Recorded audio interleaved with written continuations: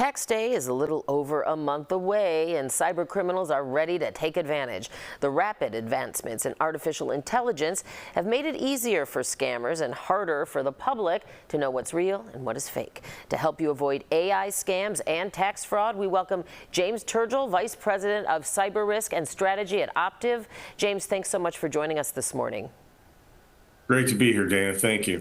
So how has the use of AI changed the landscape of tax fraud and IRS scams in recent years, maybe even in just the last year? Yeah, the last few years have seen an explosion of AI-powered phishing attacks.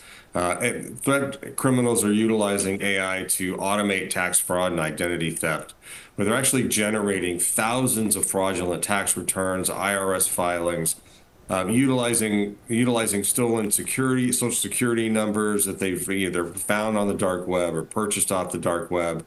They're also using this type of technology. There are actually threat actors who have created their own GPTs, right? Worm GPT, fraud GPT, utilizing that kind of technology to build their own threat actions and their own threat tools. So AI is truly being utilized in a number of unfortunately terrible ways. Did you say they're actually filing false returns with stolen social security numbers? Because if so, considering all the federal government worker cuts, IRS was already behind going into this tax year. How do IRS agents even keep on top of that?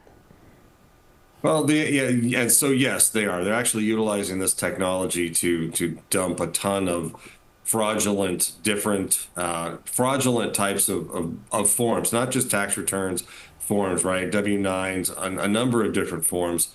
Certainly the Internal Revenue Service has a number of automations that they've been able to use throughout the years in order to deal with the fraud, but it's going to be difficult. There always has to be a human element to this to be the second check or the third check on that type of fraud. Wow. Okay. So how do we tell the difference between legitimate IRS communications and scams in reverse here, right? If you're at home and you've either just filed or you're thinking about filing or whatever, how do people know, hey, this is not really from the IRS? Well, I mean, people need to think logically about this, right? The Internal Revenue Service usually contacts you for the very first time by U.S. mail.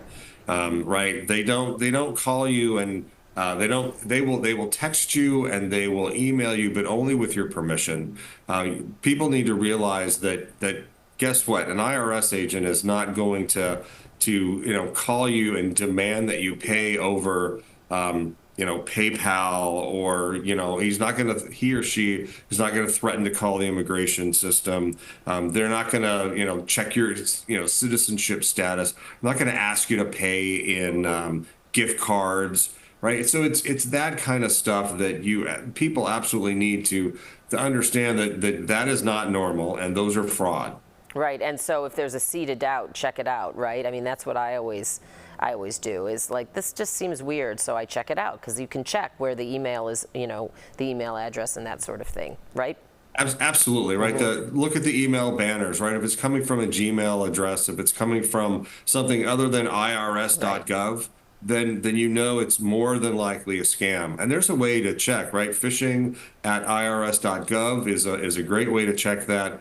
Also, because of the fraud out there, right, having been a career FBI agent, the Internet Crime Complaint Center at ic3.gov is a great way to report that type of phishing. Great resources. James Turgel, Vice President of Cyber Risk and Strategy at Optiv. Thank you so much. Always good to hear all of this important information, especially as we head into tax season. Thanks.